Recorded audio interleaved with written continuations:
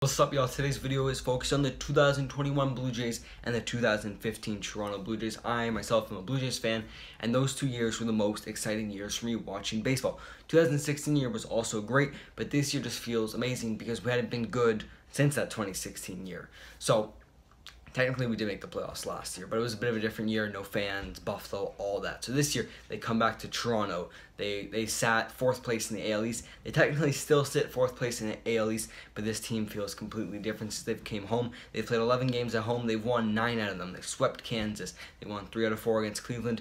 They won 3 out of 4 against Boston, including they were down 7-2 yesterday, and then they came back. Vlad homer, Springer homer. One of the best wins of the season. Definitely Springer's first signature moment with the Toronto Blue Jays. And today I want to compare this year's team to the 2015 team because the similarities are endless. They were both kind of struggling around the All-Star break, made big trade deadline moves. We'll get into that, but we know what the 2021 Blue Jays did. Barrios, Brett Hand, some other bullpen acquisitions earlier in the season. And they went from that, and they went on this crazy run.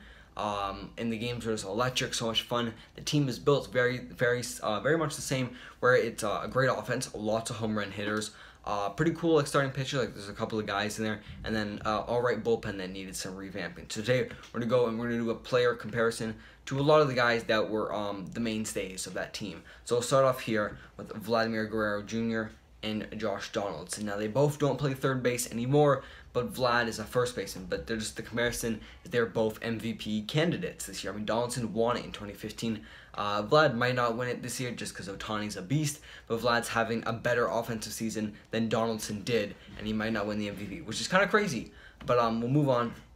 My next comparison is Teoscar Hernandez to Jose Bautista. Now, Teoscar is not quite the same icon and fan favorite that Bautista was, but they're both guys that when they came to the Jays, they resurrected their careers. Guys that weren't great before. Bautista was horrible in Pittsburgh. Teoscar was not great in Houston, and they're both power-hitting right fielders. So I saw that there. The next comparison is so obvious. It's David Price and Jose Barrios. 2 studs they picked up at the deadline.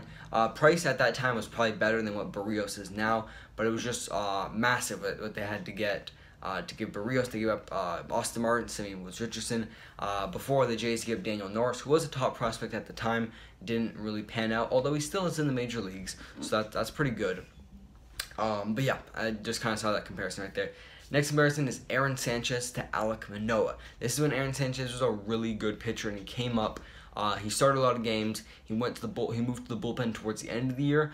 I still think Manoah will be the 4th starter come playoff time, but I see a young starter with great stuff coming up, and they were just elite for us in the first couple of years. And I'm pretty sure in 2016, Aaron Sanchez was a full-time starter. I'm pretty sure he led the league in ERA. The next comparison was kind of tough. It's the catchers. It's Russell Martin, Alejandro Kirk.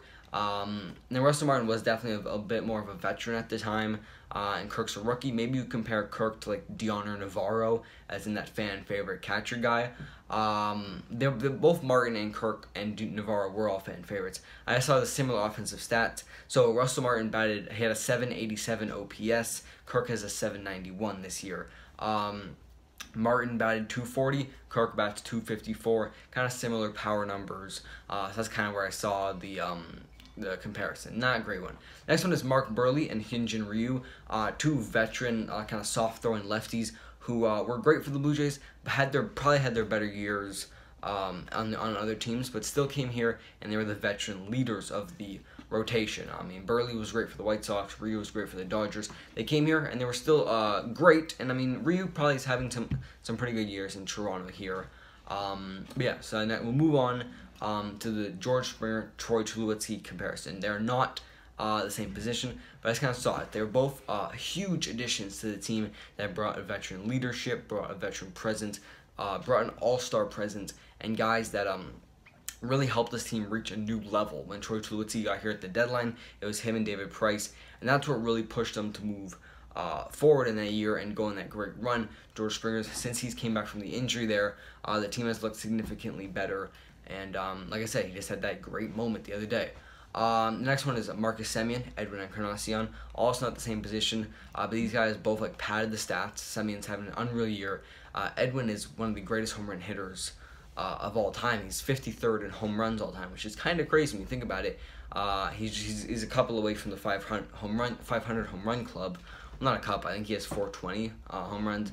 But also like middle of the order bats, and had their best year in Toronto. You could argue Marcus Semion's 2019 year, where he finished third in MVP voting, was his best year. But this year, I mean, I think a lot more people are noticing it this year in 2021.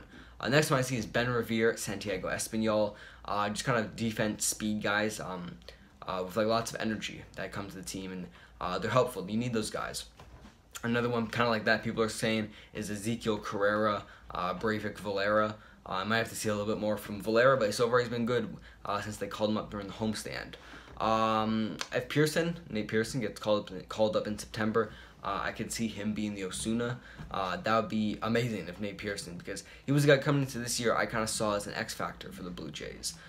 Is if he lives up to this #1 prospect status, we need him to kind of, at the start of the year, we wanted him to be the #2 starter, right? It was Ryu, and then who knows what you're really going to get from Ray, who knows what you're going to get from Matt, Stripling. We got pretty good years. We got an amazing year out of Ray, alright year out of Matt, alright year out of Stripling. Pearson didn't do anything. He had one start this year, keeps getting injured. There's a chance he does get called up, and I could see him being the closer. He's closing in AAA right now. A couple more, I mean, Brett Cecil, I compare him to Brad Hand. Just like veteran lefties in that setup role.